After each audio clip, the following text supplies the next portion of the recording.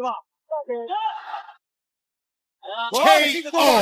注意看，眼前的日本选手竟然在吃到死神方便一脚之后，直接在擂台上开始磕起了头，仿佛在说自己错了，求方便能够饶自己一命。这一切的一切，还是要追溯到多年前的一场比赛。此时的日本选手和死神方便也是初次见面，不过在遭受到方便重腿 KO 之后，他竟然开始诋毁死神方便，还直接对着日本媒体说中国赛事方举办的比赛都是黑幕，根本没有公平可言。不过我们能从慢镜头中看出，方便这一腿威力巨大，不偏不倚，结结实实的精准命中对手胸口。如果当时比赛没有及时叫停，相信这场比赛会是日本选手人生中的最后一场比赛，饶他一命，他应该感谢才对。如今倒反咬一口，不愧是日本选手。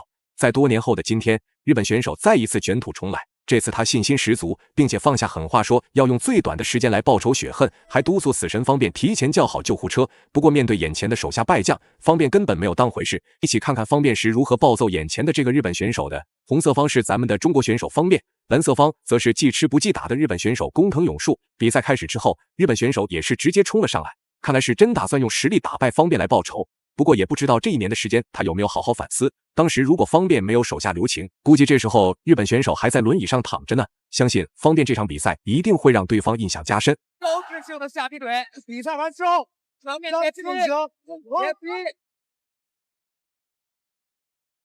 腿踹，走。工藤也是懵了。我掌裁判毛金宇告诉这个左方面，接腿踹只能一次发力，不能二次发力做动作。方面一上来已经掌握了整个比赛的主动。我刚才跟观众朋友说，日本选手在擂台上短短几十秒的时间就已经被方便给2次撂倒在地了。不过从他的表现来看，貌似并没有感到任何的压力，看起来十分的抗揍。不过大家不知道的是，方便对于眼前的日本选手，其实并没有考虑如何打败他，而是考虑用哪种方式来打败他。因为这场复仇之战，方便也早就做足了准备，今天一定要想办法让对手好好的长个记性，否则他还敢继续来华叫嚣。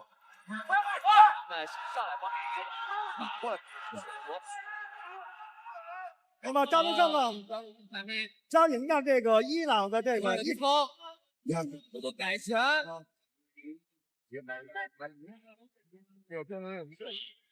现在有一点内对麻利的。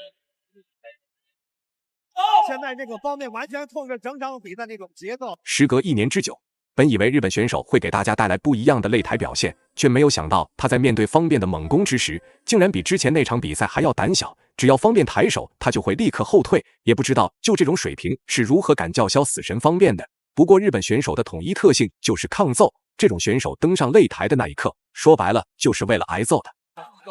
蓄力了。现在工藤永树只有这个招架之功啊，是吧？现在工藤永树应该规避方便的现在的如果跟方便打对攻，肯定自己。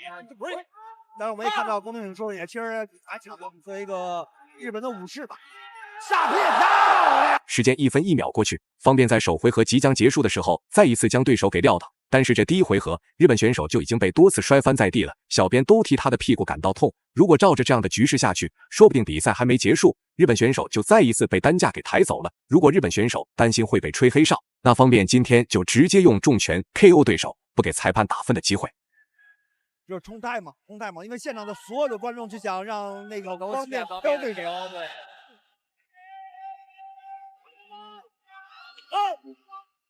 这个接嘴的带开对吧？现在比赛来到第2回合，日本选手彻底是原形毕露，因为他在心里已经知道方便这场比赛绝对不会让他好受，所以整个人表现得十分害怕，见到方便有一点小动作就立刻逃窜。但别忘了，这场比赛开始前，日本选手就已经放下了狠话了，还让方便提前叫好救护车。如此看来，原来是日本选手担心自己被打死，所以才让方便提前叫好救护车。方便面对眼前的日本选手，内心依然是毫无波澜，因为他知道这场比赛没有任何悬念，现在差的就是找一个机会直接 KO 对手。不过这位日本选手还是挺坚韧的。今天是方便第32场比赛，完全就是一个表演赛了。没错。但是我们看到工藤永树也是真是能挨呀，这个靶子真是能挨。没错。前手的摆拳，方便前手的这个前手摆拳啊，真的是神出鬼没，突然就出现。爆发力和启动性都非常快。我们也看到宫藤勇树的防守能力确实不错，他也知道这招。日本选手此时处境非常艰难，已经被方便给打的没有任何脾气了。不过他在擂台上并没有放弃抵抗，因为这场比赛的背后牵扯的实在太多。如果放弃比赛头项，说不准回去就被拳坛高层领导给埋没了。方便则是一如既往，只要找到机会，就会用抱摔的方式去羞辱对手。这也是我们所说的这顺手牵羊、借力一涮。这个技术也只有中国的运动员会。方面真的是非常全面，不管是拳法、腿法，包括摔法。再来一个。虽然我们 WLF 的规则中呢是不允许主动摔法，并且不鼓励摔法。但是像这种接腿摔可以运用，就是我接到腿之后可以运用，但是必须是一次性发力，不能2次发力。我接腿之后一次没有摔倒，我再来一次，那是不允许。是的。现在在方便的一位进攻和宫藤勇树的一位防守下，比赛变得越来越像表演版。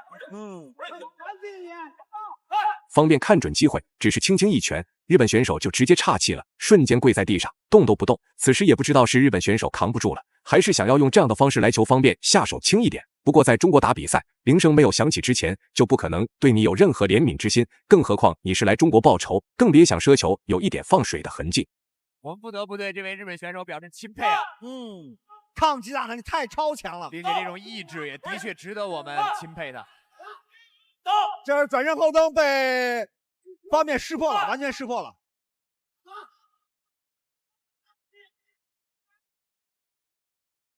方面多聪明，是吧？我又进击辅助，对不对？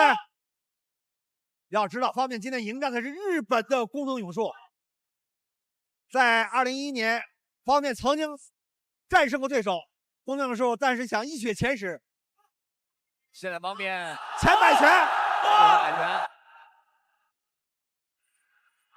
日本人真的太耐打了，的确是这位选手的意志品质的确不错，在明显强于自己的对手方面面前，依然坚持要把这场比赛打下去。第二局比赛结束，观众朋友们，现在比赛来到第3回合，让人没有想到，这个日本选手竟然还能坚持到第3回合，看来方便还是有点放水了。其实，在第2回合的时候已经够 KO 他3次了。不过换一个角度来看，这个日本选手也确实不容易，顶着巨大的压力来打这场比赛。虽然知道没有什么胜利的可能，但依然是上台来坚持着挨打了。相信这场比赛也是给他狠狠的上了一课。前2局的比赛打得非常的被动，也很难看。但是到第3局，你看他仍然能够咬牙坚持。这种稳扎稳打的选手，实际上才是最可怕的。作为80公斤的选手，随时都有可能推 KO 对方的能力。方面还是不能大意的。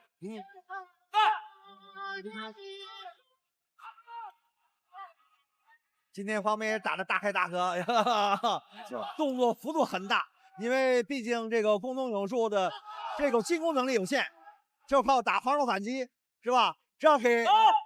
这又一个车转腿，这又是坐在腹部上，